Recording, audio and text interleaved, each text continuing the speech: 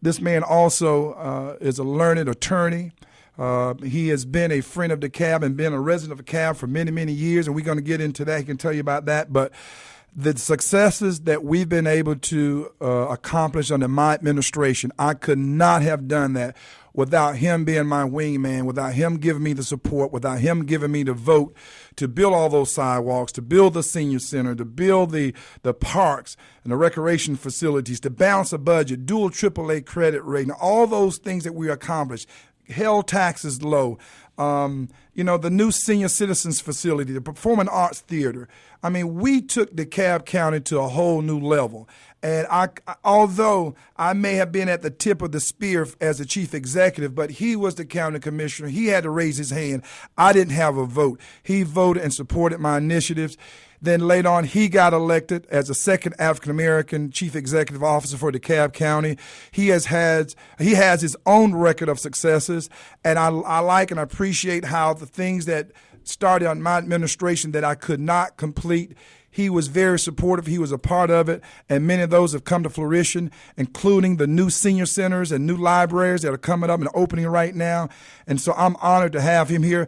Join me in welcoming to the stage at this moment the Chief Executive Officer for DeKalb County, Burrell Ellis. Wow. Thank you, Mr. CEO. Yes, sir. It's good to be here this morning. One CEO to the other. Yes, sir. I'm honored to be here with you today. But you don't have any. I got gray hair. You don't have any gray hair. You got maybe 2 strands. I got gray hair. Well, I still got my hair. Well, let me tell you. It's turning colors, but I still got it. What it is, see, y'all, I was there for 8 years. See, he's getting ready to go into his 6th year, so you really get it after 8 years. So wait 2 more years, y'all, 3 more years, you'll see. Just look at a photograph of me when I started and compare it to me today. Well, look, man, glad to have you here. And thank you for all you've done to help me when I was in office, man. Always been God supportive. Bless you. Thank and you. through my trials and my tribulations, when very few believed in me, you believed in me, you kept me afloat, you supported me.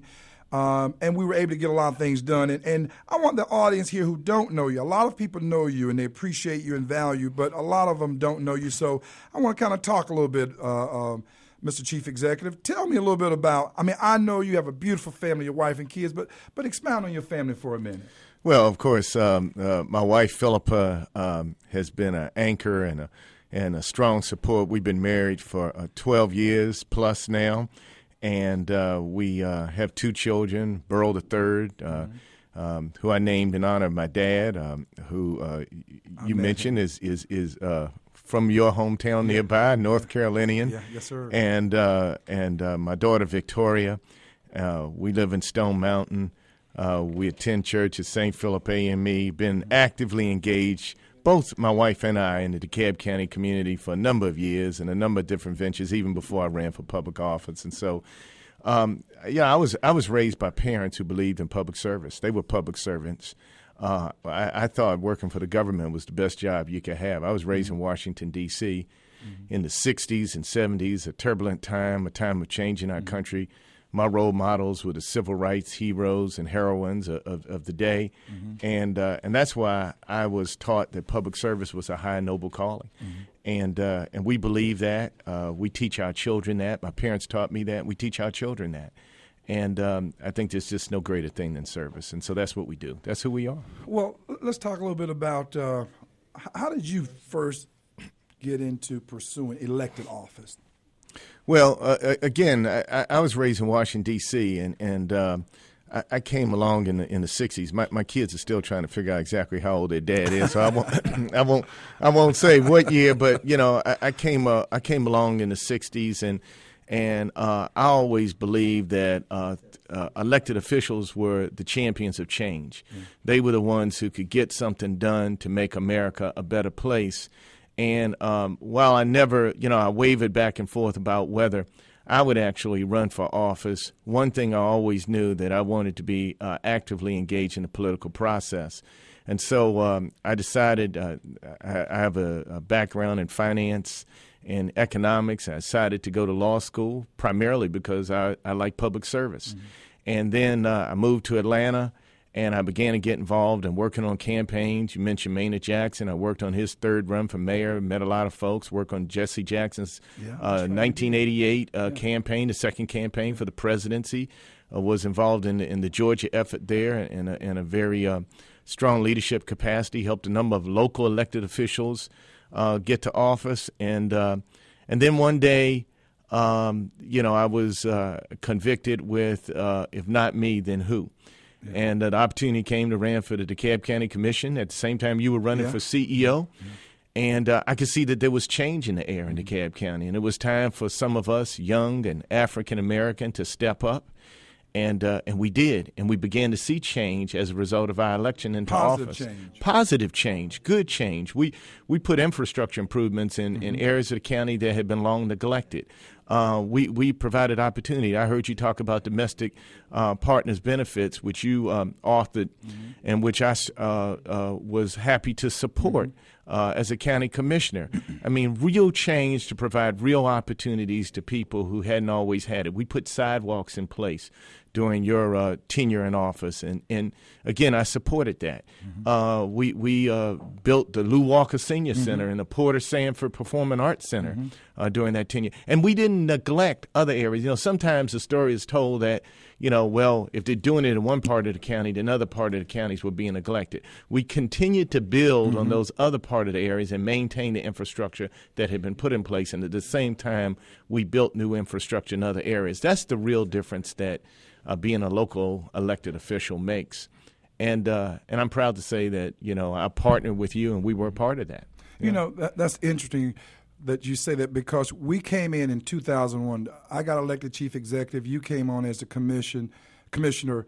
And before we got there, DeKalb County was at a standstill. Matter of fact, there were 4 commissioners. They used to call them the 4-stop, the lady commissioners, who never got anything done at all. And they left a lot of DeKalb County behind.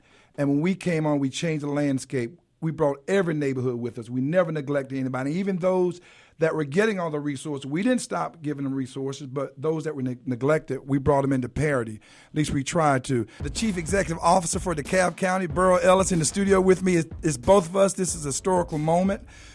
This is something, as I was telling someone earlier, and people who really understood and know politics and the breakthrough of when the African Americans get an opportunity to exercise their right and vote, and people are given an opportunity to hold elected office. It goes back sort of like when Maynard and Andy, same thing, some close to 40 years later, Maynard and Andy, imagine them being the first 2 African American mayors of Atlanta. Here's Burrell Ellis and myself, the same thing. I was elected first. He came behind me. And I was honored to serve with him when he was a commissioner, and he helped me out so much, helped the county out, and now he has cut his own streak. He has his own list of accomplishments. And now, Burrell, you got to forgive me, Mr. Chief Executive. I forgot to give a shout-out to the real chief executive at your house, Mrs. Ellis. So, Mrs. Ellis, good morning to you and the twins. I understand the twins had a birthday yesterday. Happy birthday, twins. I'm sorry I'm late. So, Commissioner, Mr. Chief Executive, oh, my God. Don't do that. Don't go there. But you know what? It's like it's old times, so I feel this. So, anyhow, but Mr. Chief Executive, let me throw it back over to you. You were saying some things earlier that were so important about things we were able to accomplish and get done in the county. Finish elaborating on that. Well, first of all, thank you to the shout-out and saving me, because I got to go back home when this is done. So to my wife, Philippa, honey, I think you're listening. I love you. And to my children, Burrell and Victoria, happy birthday. Yesterday we celebrated their 9th birthday. And twins. They're twins. Yeah, it's hard to believe. Wow. It's been 9 years since they were born. And so they've been such a blessing to us in our lives. I just want to touch on, we were talking about the changes we made and the importance of bringing in young African American officials into elected office. It happened first in cities around the nation, and then it spread out into metropolitan communities like DeKalb County. Urban counties. 50 years ago, Dr. King delivered the speech, his I Have a Dream speech at the March on Washington for Jobs and Freedom. And he talked about how America had defaulted on its check that we were all endowed with certain inalienable rights of life, liberty, and the pursuit of happiness. And Dr. King often also talked about the beloved community. And if you think about DeKalb County, it represented in many ways that beloved community. Dr. King didn't live to see it, but the most diverse county in the state of Georgia, one of the most diverse in the United States of America, a prosperous county.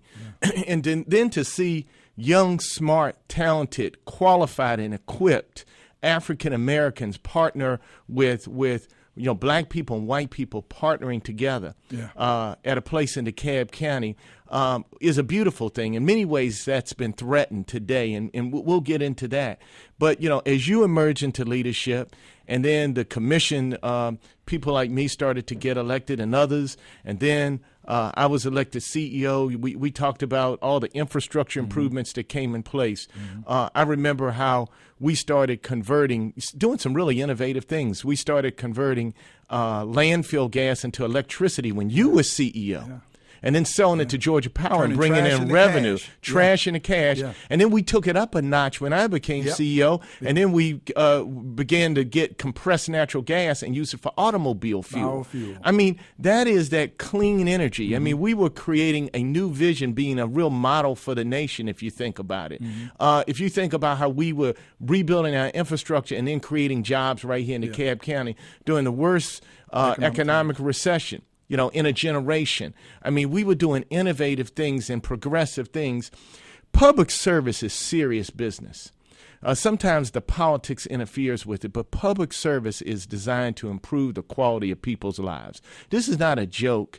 Sometimes I think we watch all of what's going on in Washington, but this is about how we impact change to improve people's lives. And that's why we serve.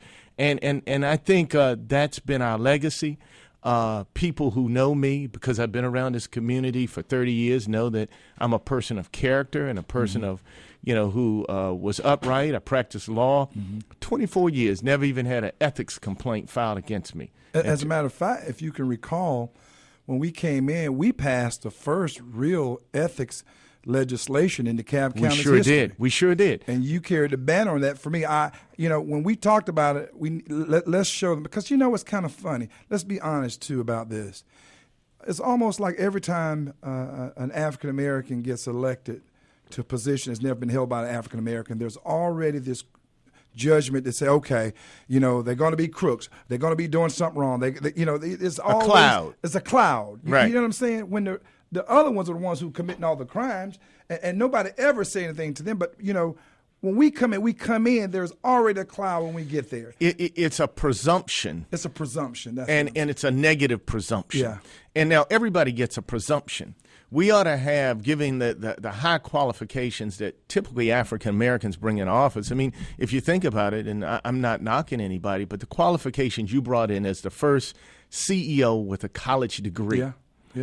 With my background as, having had practiced law for 24 years and having management experience and knowing how to balance budgets, as well as my own personal affairs, having a strong history of strong financial management and good upbringing by hardworking parents, faith-based parents. Parents who raised us in the church, took us to church every Sunday, and disciplined, were hardworking. Yeah. We didn't have one parent in the home working. We had everybody working, right, both parents and the children too, yeah. going to work and going to school. Those were the principles that we were taught, and those are the principles of the people we serve, you see. So we have an understanding that we bring to the job as well as the training and experience to do the job. So the presumption really ought to be one of competence. Often, unfortunately, when it's African Americans, there's a presumption of incompetence. And so we have to work to overcome that, that cloud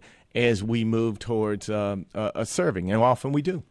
Well, listen, we're going to be going into a break. I want to come back, though. We want to talk about your opinion of the state of DeKalb at this point and many other things. So you're listening to 1380 WAOK. We have in the studio with us Chief Executive Officer Burrell Ellis.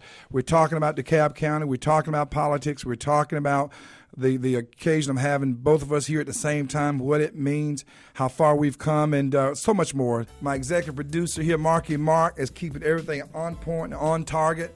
great American, love doing radio when you got good, capable, and competent people.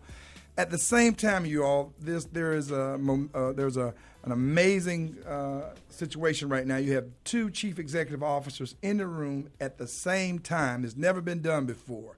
Myself, who was the first African-American chief executive, and then Burrell Ellis is here, who was the second African-American chief executive. And I always say that Commissioner, and I said at that time when he got elected, Commissioner Ellis is better prepared to be the chief executive than I was, because I came from the state legislature and then I came to local government. But he had 8 years as a commissioner serving in local government, and then he went on to get elected chief executive. So he was better prepared and better trained, and I always thought that was a big asset for DeKalb County in terms of all those who were running. He had by far the most outpaced credentials, and it has made a difference. And so, Mr. Chief Executive, thank you for being here this morning. We've been talking about a lot of things, and what's your opinion, Mr. Chief, right now on DeKalb County's position? And you know, I had my vision for DeKalb, and I shared it with you, and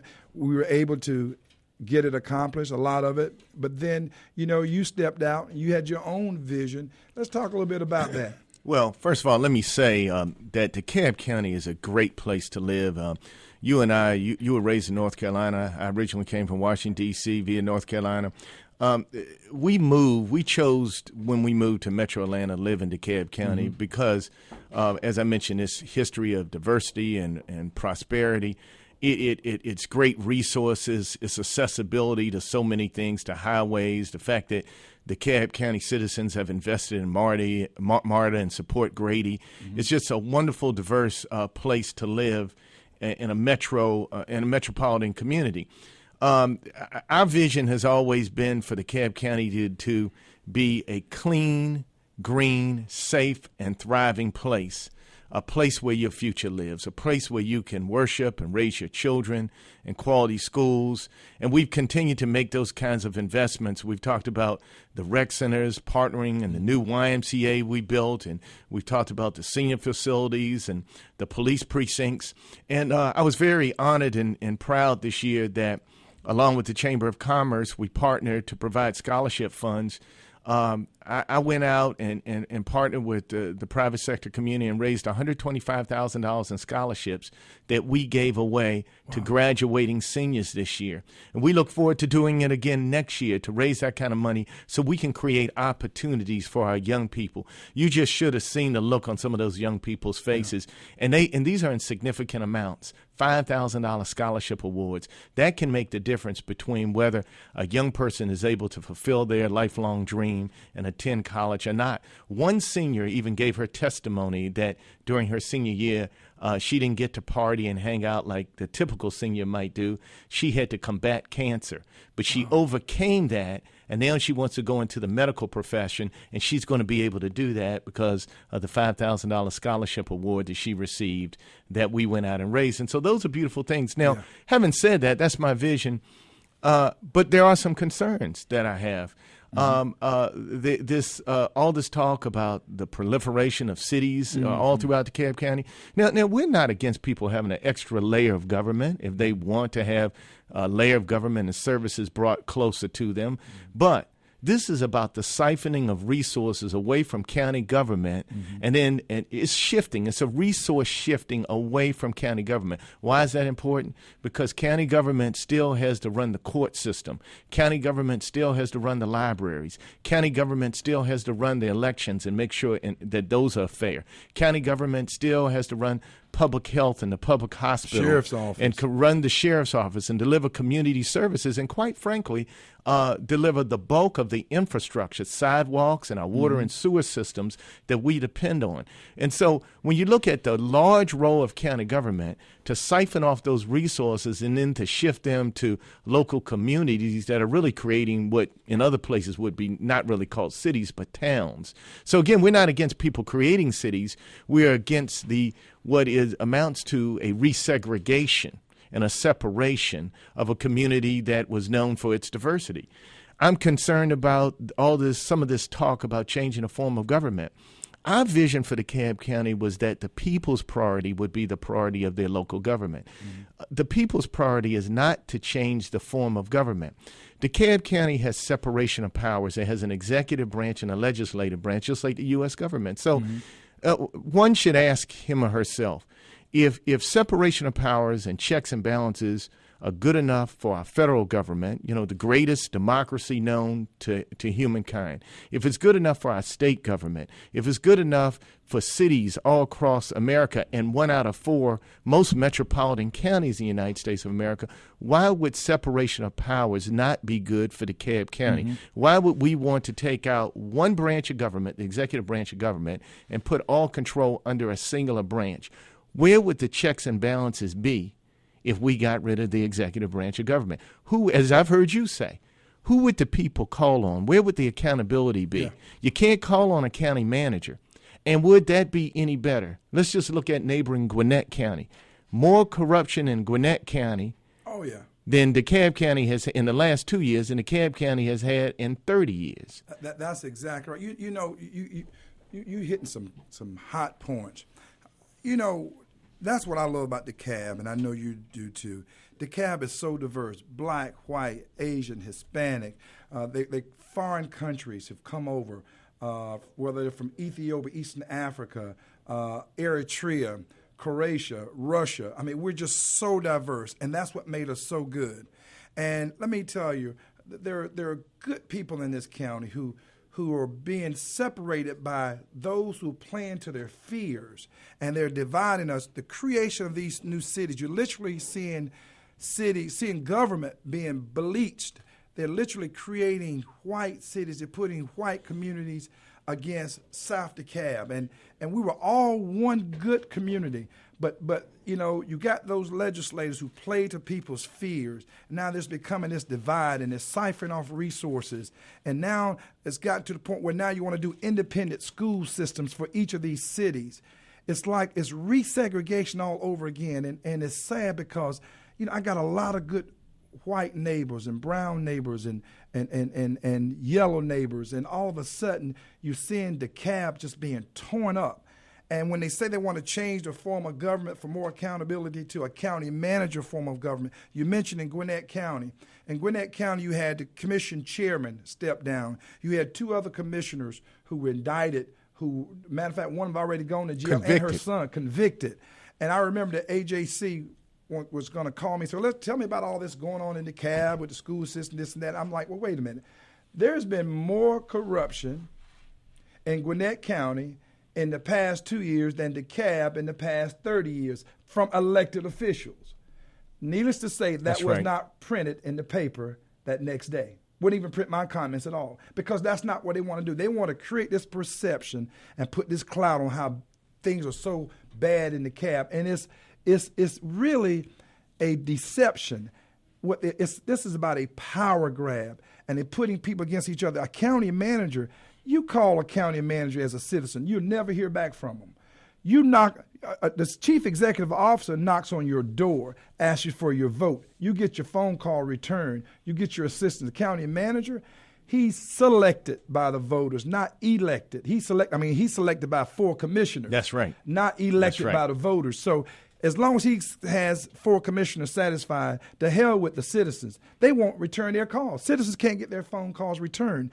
The chief executive and the county commission. He's the steward. The CEO is the steward of the people. Is the steward of the people, and he's elected by the people. And that county manager is selected by 4 commissioners. And so we're going to talk more about this. And we're in the studio live with Chief Executive Officer Burrell Ellis. It's a humbling occasion for me, Mr. CEO, because I sat in that seat where you're sitting, and I always tell people, that office is an over-decorated piece of furniture. It's the person who sits in that office, brings that office there. And a lot of people think they can just do this job. We can make that job look easy, but it's a tough job. But we've been able to get it done and get a lot of things accomplished. And so I know we were just talking a minute ago about what's there's a cloud over DeKalb, and there's an agenda by some these detractors to divide us and to conquer us through that division and put race against race and neighborhood against neighborhood, literally creating two governments, one black government, one white government. That's wrong. That is wrong. That's not what we enjoy, the type of government we enjoy having in DeKalb. We want a diverse government. We have diverse neighborhoods. And let me tell you, I was raised, Burrell, like you were, around everybody. Everybody is somebody. Everybody has a seat at the table. And although I didn't always get a fair shake, I never held it against anybody. I always told my foe, heat not a fire so hot for your foe that you burn yourself. You know, out of all those situations I've been through, they heated all those fires for me. They burned themselves. See, they didn't know that I had the kind of fire that water couldn't put out. You know, when I went in that furnace like Meshach, Shadrach, and a great big old Abednego. Okay. Yes, sir. All right. Preach. The guy who threw them in the fire got burned himself. Isn't that something? The guy that threw him in the fire got burned himself, and they came out without the smell of smoke. So that's faith. And I know you're a man of faith too, but I had to say that because people in DeKalb kind of want y'all to wake up. There's something going on. You're being bamboozled. You're being hoozled. You're being told to run right while they're going left. Protect our community, protect our county. I had to say that, Mr. No. Listen, you are exactly right. There are some, let me put it that way, who have an agenda of political divisiveness. And we've got to ask ourselves, when people start to bring forth changes, when individuals start to bring forth changes that the people did not ask for. Again, when I ran, our vision was to make the people's priority the priority of their county government. But when you start seeing those officials promoting legislation and change that the people didn't ask for, like the change in a form of government, what's really going on? What is really going on? See, it's often not what they say is going on. There is a lessening of accountability that is going on through that change. When people start talking about cityhood, it's not that we're against cityhood. It's against the siphoning of resources from one pocket to the other that diminishes the overall quality of life, because over time, everybody's taxes are going to go up. Everybody's quality of life diminishes. And then we lose the diversity that made us so rich in the very first place. So these are distractions. These are games. Yes, you're right. On Christ, the solid rock, we stand. All other ground is sinking sand. And so it is on our faith that we stand, but we have to know and understand what is really going on. These are distractions. It is unfortunate that someone or some have targeted me and decided to take out a political vendetta against me in order to, move me aside. And I want to ask for the continued prayers of the citizens of DeKalb County. I can tell you how strengthened I am and my wife and my family are, because when I go into Publix and when I go into Sam's and when I go to the QT to pump my gas, and virtually when I'm just walking down the sidewalk, I was in the store last night and a gentleman just came up to me and shook my hand. People tell me the same thing over and over again. We're praying for you.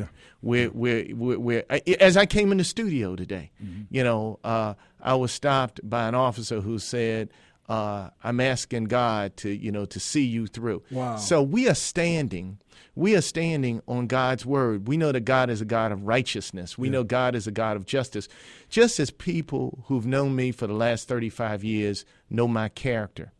And I've said this from the very beginning. To hold public office is a trust. It's a trust that you have with the people. I would never violate that trust. It's a sacred trust. It's something that I was taught by my parents. It's something that my wife and I believe in and are passing on to our children. People who know me know that I would never do anything wrong. And I haven't done anything wrong in this instance. And we're looking forward to full vindication. We're standing on God's word. We're strengthened by the word of God. Like I said, it's on Christ, that solid rock, we stand. Yes, sir. All other ground is sinking sand. Yeah. And because we stand, I want the people to know, I look forward to the day of returning to the office that they elected me to serve. You see, I want to finish the job that God called me to and that the people entrusted in me. But there's a dark cloud that remains over DeKalb County until that day when I return to office. And we need to go ahead and remove that cloud. And I'm looking forward to that. And so I just want to say to the people of this great county, I love DeKalb County, and I love you. Vernon, I thank you for the opportunity to be here today, to be with you. This is a historic moment for us to sit shoulder to shoulder as we stand shoulder to shoulder to continue to improve the quality of life for the citizens of DeKalb County and the state of Georgia. I thank you for your service. Well, let me tell you, and so many people have been calling, the phones are locked up, and there's so much to say. I got to get you to come back on the show where we spend the whole time looking forward to just taking calls, and I plan to take calls. I just couldn't get around to it because it's just, this is a momentous occasion. I feel like you in it here went anyhow. so fast. Yeah, it went so fast. I do want to say, let me tell you, my brother, and I'll say to everybody out there, and Senator Don Bafford, I sent him a congratulations message this morning. I've been praying for him. Senator Don Balfour was falsely accused. The state attorney general, Sam Olens himself, that agency had sought an indictment. He was suspended from office. He met his accusers in trial yesterday or this week, and they acquitted him on all charges. And one of the jurors said afterwards that it should not have never come to them anyhow. There was a waste of taxpayers' dollars. $1.5 million. You know, and so I know what it's like to be falsely accused. I know what it's like, you know, when you're completely exonerated and vindicated, they want to come back and clear your name. I understand that they do it sometimes just to taint you, knowing there's a bunch of foolishness anyhow, but they got their own political agenda. And so we should always ask what's really going on. That's right. What's really going on? What's behind the smoke screen? I know you. I know your character. You and I have disagreed many times on many issues, and we should, because anybody who agrees with me every time, that person's not thinking. I know for a fact that you love this county. You put your best foot forward for this county. I know you want to return back so you can complete the job, like you said, you elected to do. And we will. And so our prayers are with you. You're listening to 1380 WAOK News Talk Radio, Chief Executive Officer Vernon Jones and Chief Executive Officer Burrell Ellis.